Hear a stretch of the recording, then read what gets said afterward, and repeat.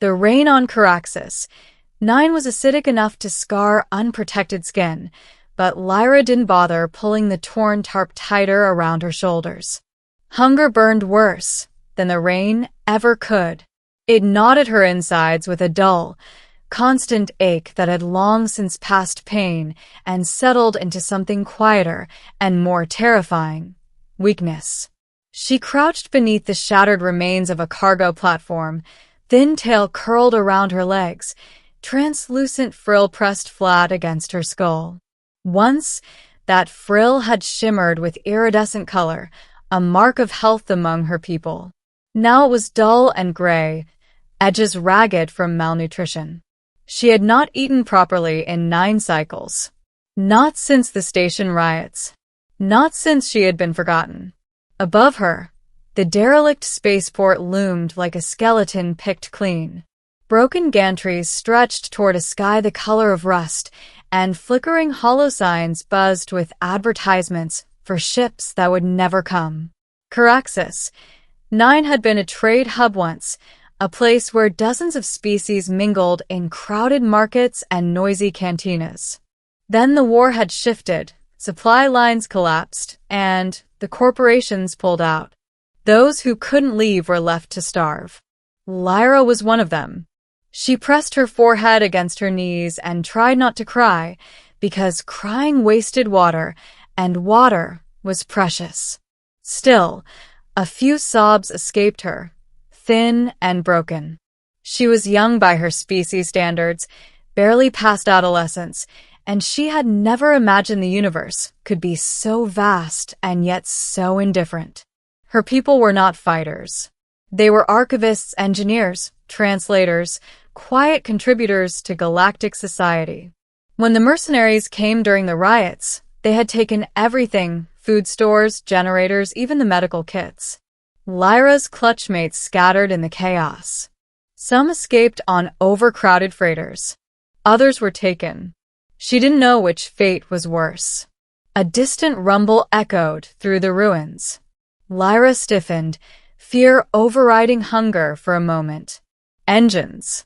She lifted her head, eyes darting toward the sound. Most ships avoided Caraxes. 9 now. Pirates came sometimes, but they were worse than starvation. She shrank deeper into the shadows, heart pounding.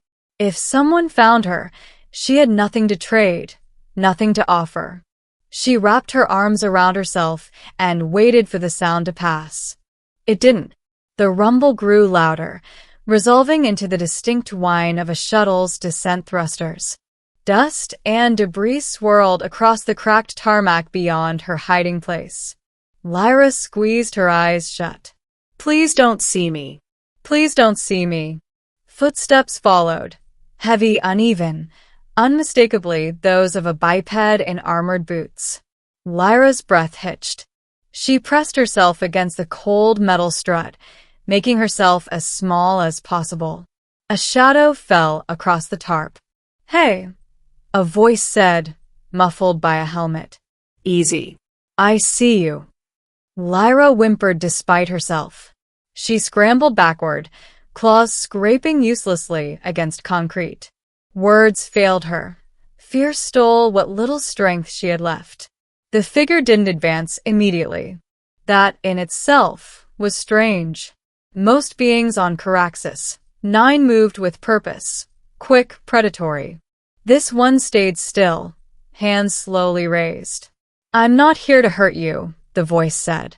It was low, rough around the edges, but careful. "I'm human. Name's Alex." Human. Lyra had heard of humans. Everyone had.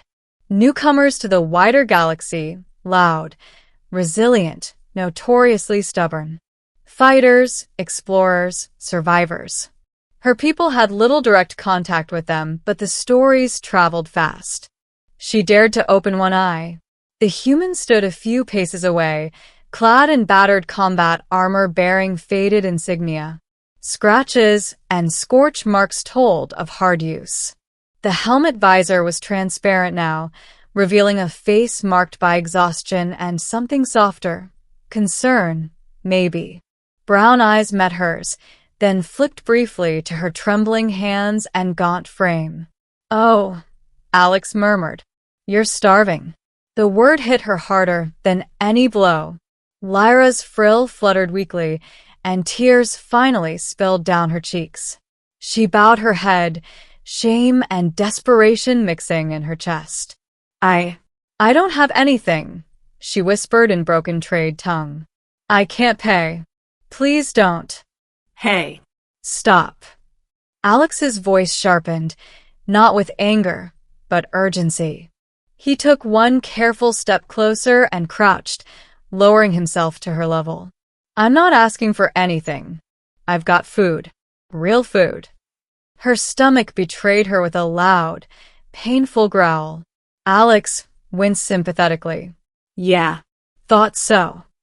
He reached slowly to his belt, pausing when Lyra flinched, then withdrew a small ration pack. He tore it open and set it on the ground between them, then slid it closer with 2 fingers.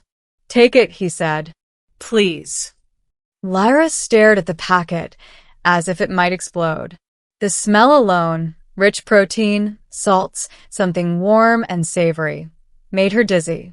She hesitated, every instinct screaming trap, but hunger roared louder. With shaking hands, she grabbed the ration and tore into it. She ate like an animal, scarcely tasting as she devoured every bite. Tears streamed freely now, dripping onto the ground as warmth spread through her body for the first time in days. Alex didn't interrupt. He just watched quietly, hands resting on his knees. When she finished, Lyra sagged back against the strut, chest heaving. "Thank you," she whispered hoarsely. "I thank you." "There's more where that came from," Alex said. "But you need water first. Slow sips, okay?" He handed her a canteen, guiding her gently when her hands trembled too much to manage it alone. His touch was warm through the armor, steady and reassuring. She drank carefully, following his instructions. "Why?" she asked finally, voice small. "Why help me?" Alex leaned back slightly, considering. "Because I've been there," he said.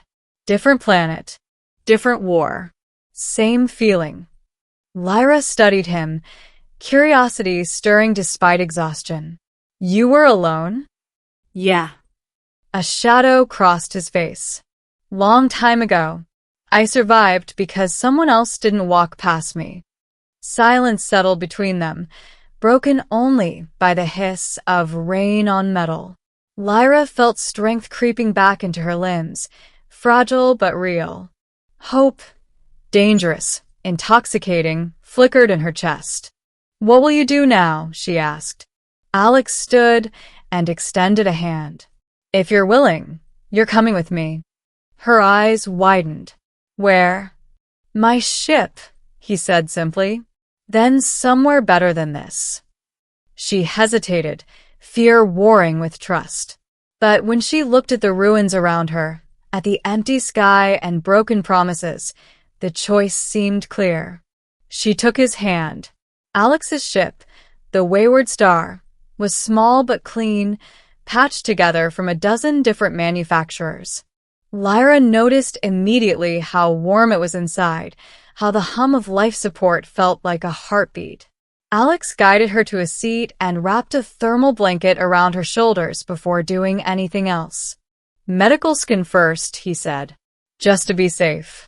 The ship's onboard AI chirped softly as it ran diagnostics. Lyra tensed when a beam of light passed over her, but Alex stayed close, one hand resting lightly on the back of her chair. "Severe malnutrition," the AI reported. "Dehydration. Minor acid burns. No immediate life-threatening conditions detected." Alex exhaled. "Good. Start nutrient drip at minimum safe levels." Lyra watched in awe as the ship responded, extending a thin injector that delivered warmth into her veins. She sighed despite herself. "I thought humans hated aliens," she said quietly. Alex snorted. "Some do. Some aliens hate humans." Universe is full of idiots. She laughed weakly, surprising herself. The sound felt foreign and used. As the hours passed, Lyra slept, deeply, dreamlessly, for the first time since the riots. When she woke, the ship was in motion, stars streaking past the viewport. Panic flared until Alex appeared, carrying a tray of steaming food. "Easy," he said. "You're safe. We're headed to a relief station on the edge of Coalition space." "Coalition?" she asked. Yeah.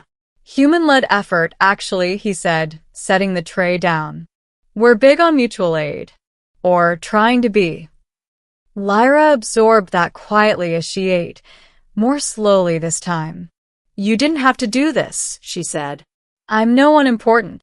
Alex met her gaze steadily. "You're alive. That's important enough." They talked during the journey about her people, about Earth, about the war, and what it had taken from both of them. Alex listened more than he spoke, and when he did speak, he never talked down to her. He treated her like she mattered. At the relief station, medics rushed to attend to her, but Alex stayed until she was settled. When they finally tried to usher him out, Lyra reached for his sleeve. "Will I see you again?" she asked, fear creeping back in. Alex smiled, tired but genuine. "If you want to. I'm not going anywhere." Lyra spent weeks recovering. Proper meals restored color to her frill, and her strength returned day by day. She helped where she could, organizing records, translating for new arrivals. Humans worked alongside dozens of species at the station, their presence unassuming but constant. She learned that Alex was a former soldier, now flying relief missions on his own dime. "Too stubborn to quit," one of the doctors said fondly. When Lyra was finally cleared to leave medical care, Alex was waiting. "Got a proposition for you," he said. "I could use a navigator. Someone who knows how to read old charts and spot trouble before it hits."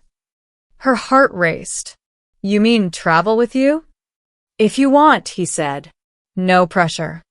She thought of Caraxes, 9, of cold rain and empty nights. Then she thought of the wayward star, warm and alive, and the human who had knelt in the dirt to help a starving stranger. "I want to," she said. Months later, on a distant world, a small alien girl huddled beneath the wreckage of a collapsed shelter, crying from hunger and fear. The sounds of conflict echoed in the distance. A familiar ship descended through the smoke. Lyra stood at the ramp beside Alex, medical kit in hand. Her frills shimmered brightly now as she spotted the child. "There," she said softly. Alex nodded. "Let's go." Together, human and alien stepped into the ruins, carrying food, water, and something far rarer. Hope. And somewhere, quietly but unmistakably, the universe took note. The ruins were quiet by the time the last shuttle lifted off. Lyra stood at the edge of the evacuation zone, watching the dust settle where frightened families had stood only minutes before. Medical transports rose into the sky one by one, carrying the wounded, the starving, and the lost toward safety.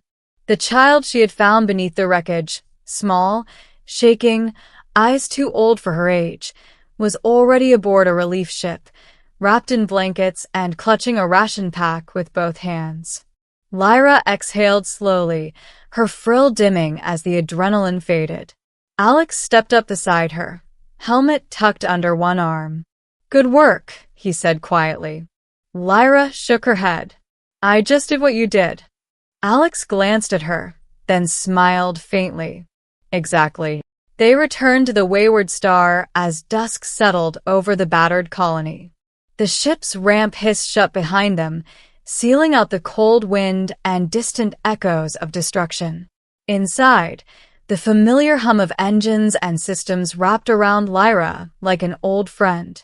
She leaned against the bulkhead, suddenly tired in a way that had nothing to do with hunger or weakness. This exhaustion was heavy, but clean. Earned. I used to think, she said slowly, that surviving was enough. That if I just stayed alive, that was all that mattered. Alex didn't interrupt. He never did when it mattered most. But now, she continued, I think surviving isn't the point. Not really. It's what you do after that counts. Alex nodded once. That's something humans figured out the hard way. Lyra looked at him, really looked at him. The scars, the worn armor, the quiet steadiness that never seemed to break no matter how bad things became. You saved me, she said. Not just from starving. From disappearing. Alex shifted uncomfortably. I opened a door. You walked through it. She smiled softly. You still came back for me. The wayward star lifted off moments later, climbing toward the stars. Below them, emergency lights flickered like scattered embers, fragile, but alive. Weeks turned into months. Stories spread. At first, they were small, whispers traded between refugees and relief workers. Tales of a stubborn human ship that appeared in the worst places. Of a quiet alien navigator who spoke gently to the frightened and never left anyone behind if there was still time. Then the stories grew. Supply convoys rerouted themselves when they heard the wayward star was nearby. Militias hesitated when they learned humans were evacuating civilians from contested zones. On more than one occasion, hostile forces withdrew entirely rather than risk drawing human attention. Lyra learned what that meant. Humans don't scare easily, Alex explained once, as they reviewed distress calls. But when we decide something matters, when we decide someone is under our protection. He tapped the console, bringing up a star map dotted with danger markers. We don't stop. Lyra felt a quiet awe settle in her chest. She had once believed humans were defined by their strength, their weapons, their wars. Now she understood the truth. Humans were defined by what they endured and what they refused to abandon. The call came from Caraxes, 9. Lyra froze when she saw the designation. Old scars flared in her memory. Acid rain, empty stomach, the sound of her own crying in the dark. What's wrong? Alex asked, immediately alert. She swallowed. That's where you found me. Alex's expression hardened, not with anger, but resolve. Then we're going. When they arrived, the ruins looked much the same. But this time, something was different. Lights burned where there had been darkness. Human engineers worked alongside alien volunteers, rebuilding power grids and water systems. Temporary shelters stood where broken platforms once loomed. And at the center of it all flew a simple banner. White, unmarked, unmistakable. Human relief designation. Lyra stepped down the ramp, heart pounding. Survivors stared at her in recognition, whispers spreading through the crowd. That's her. The one who lived. The one the humans saved. She moved through them, offering guidance, translation, comfort. She knew their fear. She knew their hunger. And now she knew their way forward. Alex watched from a distance, pride quietly shining in his eyes. Later, as the sun dipped low and the acid rain failed to fall for once, Lyra stood where she had once hidden beneath a torn tarp. She knelt and pressed her palm to the ground.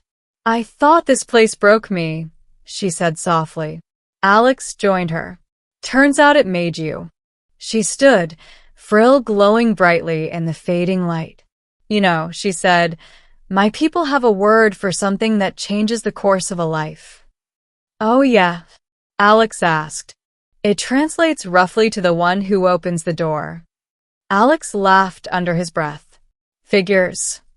Lyra met his gaze, her voice steady. You open mine. Now I help open others.